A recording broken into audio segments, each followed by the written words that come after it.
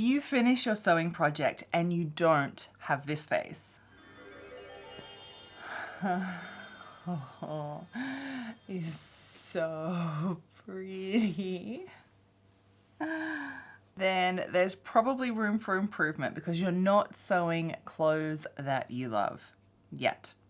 If you really want to sew clothes that are that next level, that are uniquely you, that you love because they are uniquely you and beautiful, then I have 3 super silly little things that you can do to your next project to make it really next level and just really tangible things that you can do, actionable tips for your very next project to customize it because it's going to be a reflection of you and just next level. Hello, my lovely sewing friends. It is always a delight to see you here again. Welcome.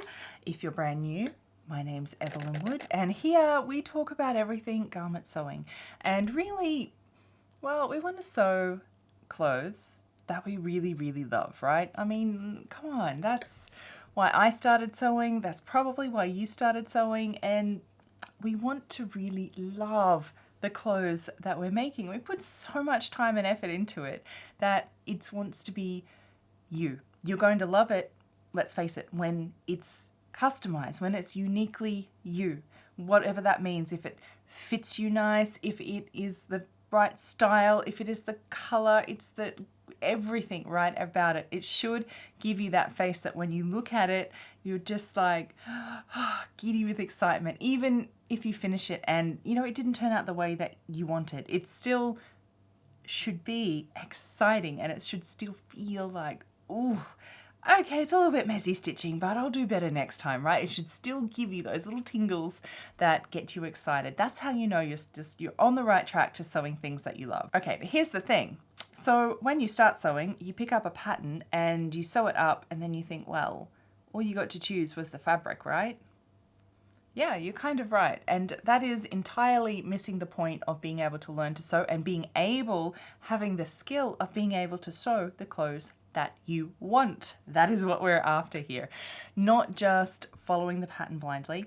We want to be able to customize it, to change it, to fix it up. We talked about this in one of my last videos and about customizing, right? And I broke it down into 3 categories of you can customize the design and style, you can customize the sewing techniques that you use for the garment and the materials that you use, from the fabric to the trims, all this sort of things, right?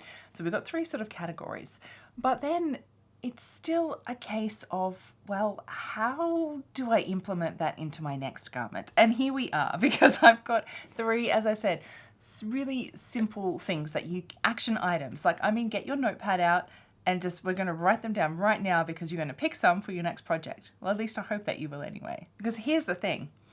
The clothes that you love are just outside of the pattern envelope, meaning you just need to basically choose a few little different finishes or choose a little different design feature or choose something else and start making that pattern your own. And yes, I've said this before, there are no pattern police coming out to get you if you change the pattern. You are actually meant to change and customize the pattern. That's the way they're designed, and so you should. And that is how you are going to get the clothes that you love, is by choosing some things in it. Once you take charge and start choosing the finishes you want, choosing the sewing techniques, choosing the design, doing a few little design changes, you are going to sew those clothes you love. All right, you can tell I'm a little bit excited and passionate about this because that's what we're here for. All right, now, I told you these were super simple, and they are. And promise me, you're probably thinking, I've heard these before, right? Maybe you have.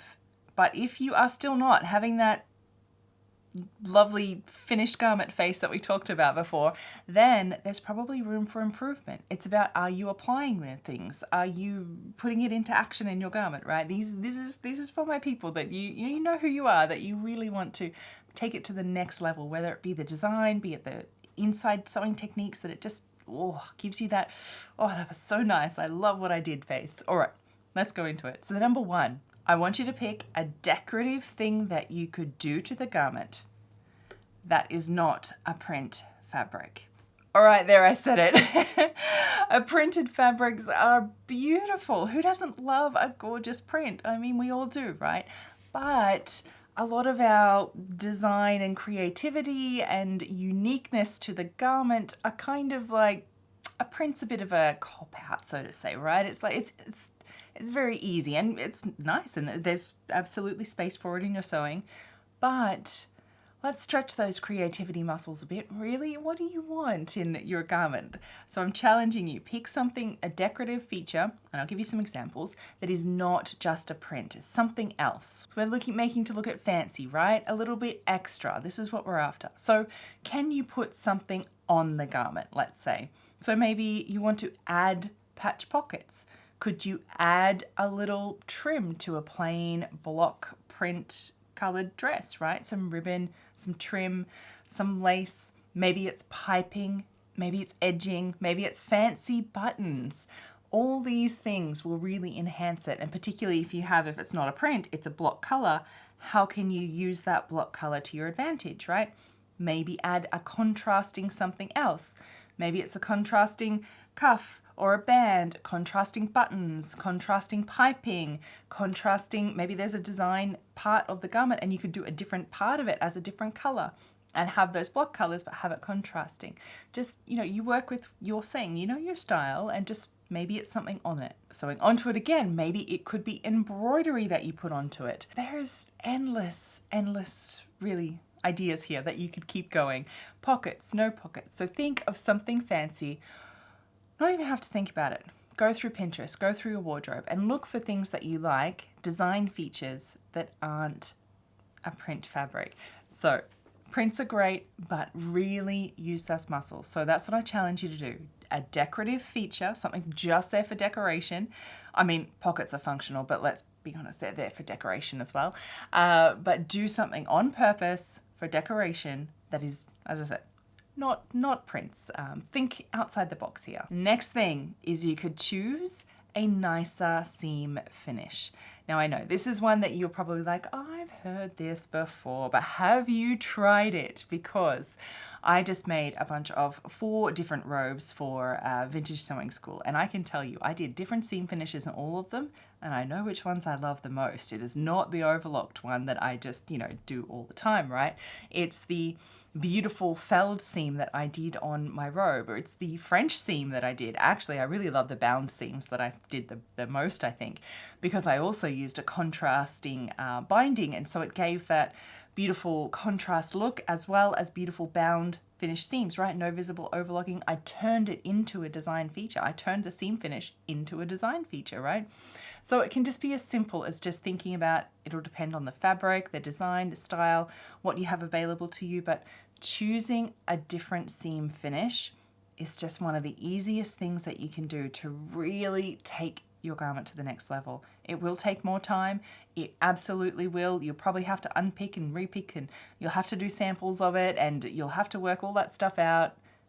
It's going to be worth it in the end, I promise, because the extra 10 minutes, the extra hour, the extra day if it takes you to sew it, that will all be forgotten very quickly, because you'll have that garment for years and years to come, and you want to have that face, remember, when you open it up on the inside and you're not sort of like, are those bound seams and hem tape? Oh gosh, that looks nice. Oh, it looks so good on the inside, right? If you don't have that face, then your seam finishes on the inside, you could always make it next level. Okay, I know what you're thinking. This all sounds wonderful, but how do I do all that stuff?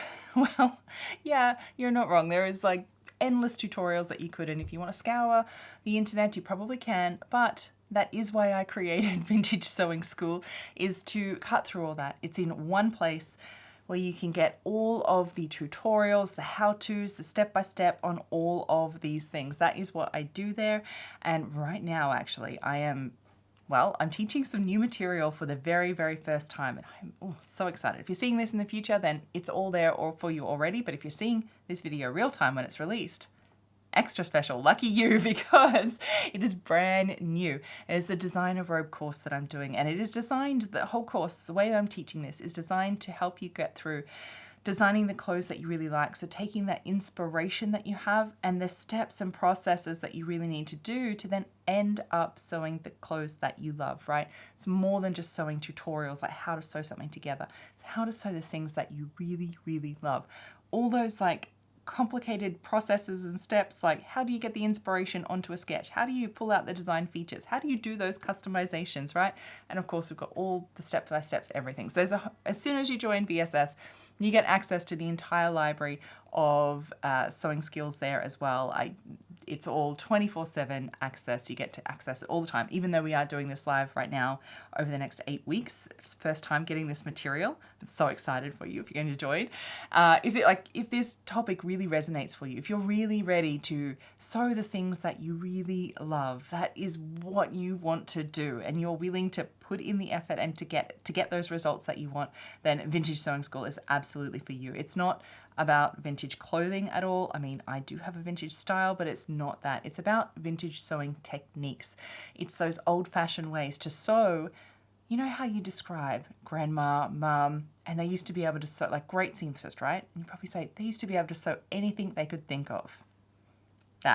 That is what I teach at Vintage Sewing School. That's where the vintage comes in. I know that's what I wanted when I started sewing, and it's probably why you started sewing as well. So I'm going to leave links down below in the description box. And you click the little see more button if you're on mobile, I think, and it will be there. If not, go to vintagesewingschool.com, because I would love to have you as a member and be part of what we're doing now. It's something really special, and I would so love you to be a part of it and just see your skills grow. All right, so the next one is you can choose, and you maybe should choose, a edge finish. So, and we know it's all about the finishes inside, but the edge finish, this could be the hem finish, right? So just like this one I showed you before, rather than just say overlocking it, turning it up and sewing it, right? Can you choose something a little bit nicer? Can you maybe fold it over so that overlocking is hidden and then stitch it? Could you do a hand stitch so that it is invisible, right? Could you add a hem tape like this to give it a contrasting look that also adds it as decoration?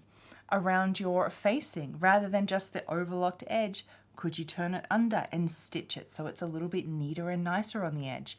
Could you do, on the very edge of your fabric, do understitching? Have you never, instead of top stitching, right? So make it just that little bit neater, nicer, crisper. So think about all of those finishes inside that aren't seam finishes. It's like everything else. Again, really thinking about how you could make that a bit nicer or do it something differently. Even different facings around places. So for instance, this is an actual hem facing. So I put a facing around the hem because that's a different look that I wanted to give it, right? If maybe you have a facing but it's like flapping around everywhere and you don't like them, maybe you choose and swap it out for a bias facing, something you can sew down, maybe by hand. Maybe you make it into an all-in-one so it sits nicer and neater, right? What are all those finishes inside? One is usually about hiding stitches. So whether it's overlocked edges or the actual stitches itself, like say when you sew your hem, usually it's all about hiding those sorts of things or turning it into a feature somehow. Is it in a contrast thread so you get that like beautiful top stitched look?